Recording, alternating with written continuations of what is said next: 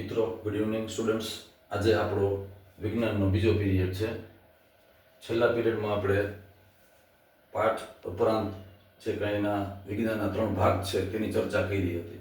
આજે આપણે આગળ પેપર સ્ટાઇલ, વિભાગ પ્રમાણે અને ઉપરાંત દરેક પાઠના શું માર્ક છે બોર્ડની અંદર 80 માર્કમાંથી એનો ગુણભાર આપણે બોર્ડ ઉપર સમજશું. આજનો આ બીજો પીરિયડ છે. આપણે જોઈએ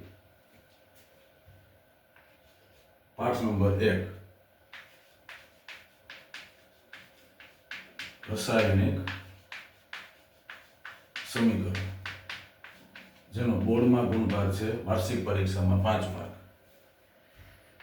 બીજો પાઠ છે એસિડ, બેઝ અને ક્ષાર, જેના માર્ક છે 7. ત્રીજો પાઠ છે ધાતુઓ અને અધાતુ તત્વો, જેના માર્ક પણ 7 છે. ચોથો પાઠ છે કાર્બન અને તેના સંયોજનો, એના માર્ક છે 6. આટલો વિભાગ આપણે રસાયણ વિજ્ઞાનનો થયો. 1 થી 4 પાઠ, 5 ને 7 12 ને 7 19 ને 6 25 માર્ક કેમિસ્ટ્રીના છે રસાયણ વિજ્ઞાનના. 1 થી 4 પાઠની આપણે વાત કરી. ત્યારબાદ 5મો પાઠ જોઈએ તો રિયલ પ્રોસેસ, આપણી જિંદગી માટેનો જૈવિક ક્રિયાઓ જે છે એ બધી છે. જૈવિક ક્રિયાઓ, જેના માર્ક છે વધારે છે, સૌથી વધારે 8 માર્ક. છઠ્ઠો પાઠ છે તે આપણું નિયંત્રણ અને સંકલન છે, જેના માર્ક છે 6. 7મો પાઠ છે પ્રજનન, તેના માર્ક છે પણ 6. જ્યારે 8મો પાઠ છે આનુવંશિકતા, જેના ગુણભાર એટલે કે માર્ક છે 3. આમ જોઈએ તો ટોટલ જીવ વિજ્ઞાન એના 23 માર્ક છે. 23 માર્કનો ગુણભાર બોર્ડમાં છે.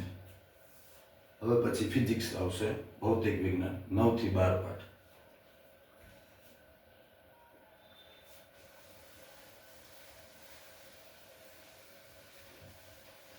બહુ સરળ પેપર સ્ટાઇલ છે અને માર્કે સરળ જ છે, યાદ રહી જાય એવા છે. 9મો પાઠ છે પ્રકાશ, જેનો ગુણભાર છે 8. 10મો પાઠ છે માનવ આંખ અને રંગબેરંગી દુનિયા,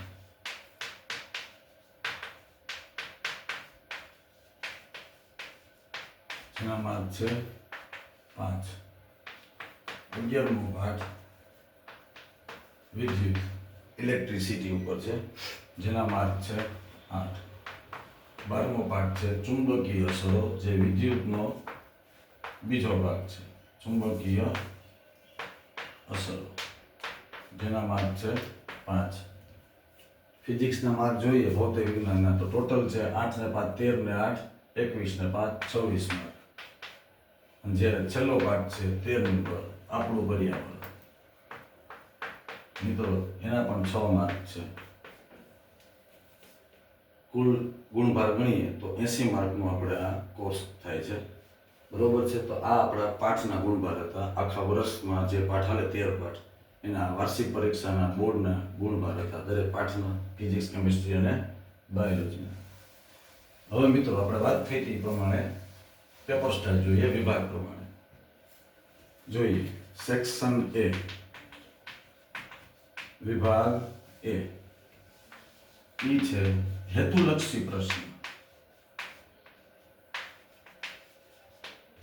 જેનો ગુણભાર 24 છે, પણ પ્રશ્ન નંબર 1 થી 24 અને એનો ગુણભાર આપણે સાઈડમાં લખશું 24 માર્ક. આ હેતુલક્ષી પ્રશ્ન જે છે એની અંદર તમારે MCQ છે, ખાલી જગ્યા છે, એક વાક્યમાં છે, ખરા ખોટા છે, આ બધું આવશે.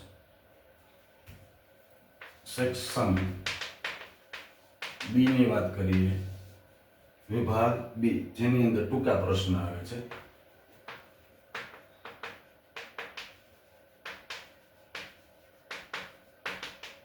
જેનો પ્રશ્ન નંબર છે, આમાં પ્રશ્ન નંબર આપણે આપી શકીએ 1 થી 24. આના પ્રશ્ન નંબર છે 25 થી 37. વિદ્યાર્થી મિત્રો, એક સારી વાત એ છે કે આપણે 13 માંથી 9 પ્રશ્નોના જવાબ દેવાના છે. 4 આપણને ઓપ્શન મળે છે. એકના 2 ગુણ છે, એક પ્રશ્નના 2 ગુણ. એટલે તમે જો 9 દુને 18 માર્ક થાય છે. આમાં વિભાગ બી માં સેક્શન બી 18 માર્કનો 4 મુદ્દા લખવાના હોય છે. આ વિભાગમાં ટૂંકા પ્રશ્નની અંદર તમે જુઓ તો તફાવત, ઉપયોગો, લાક્ષણિકતા, ગુણધર્મ, આવા બધા પ્રશ્ન આવે છે. 4 થી 5 મુદ્દા લખવાના છે. ત્યારબાદ મિત્રો જોઈએ સેક્શન સી, વિભાગ સી. એમાં પણ ટૂંકમાં જવાબ જ છે, પણ થોડાક મુદ્દા વધારે લખવા પડશે. ટૂંકમાં જવાબ આપો. તેનો ક્રમ નંબર છે 38 થી જોઈએ તો 38, 39, 40, 41, 42, 43, 44, 45 ને 46 સુધી આવશે. 38 થી 46 સુધી આવશે. તેમાં તમારે 9 માંથી 6 ના જવાબ દેવાના છે. 9 માંથી 6 એટલે 3 ઓપ્શનમાં આવ્યા. એક પ્રશ્નનો ગુણભાર છે 3 ગુણ. એના પણ 18 માર્ક થાય છે. 6 થી 18. જ્યારે છેલ્લો વિભાગ છે એ આપણે જોઈએ સેક્શન ડી, એટલે કે વિભાગ ડી. ટૂંક નોંધ, મોટા પ્રશ્ન, મુદ્દાસર પ્રશ્ન, આકૃતિવાળા પ્રશ્ન, મોટા પ્રશ્ન. જેનો પ્રશ્ન અમે લખી નાખીએ પ્રશ્ન નંબર. આનો પ્રશ્ન નંબર છે 47 થી 54. જેમાં 8 માંથી 5 પ્રશ્નના જવાબ તમારે લખવાના આવશે. 8 માંથી 5. એનો ગુણભાર જોઈએ તો એક પ્રશ્ન 4 ગુણનો છે, તો 5 પ્રશ્નના 20 માર્ક થાય.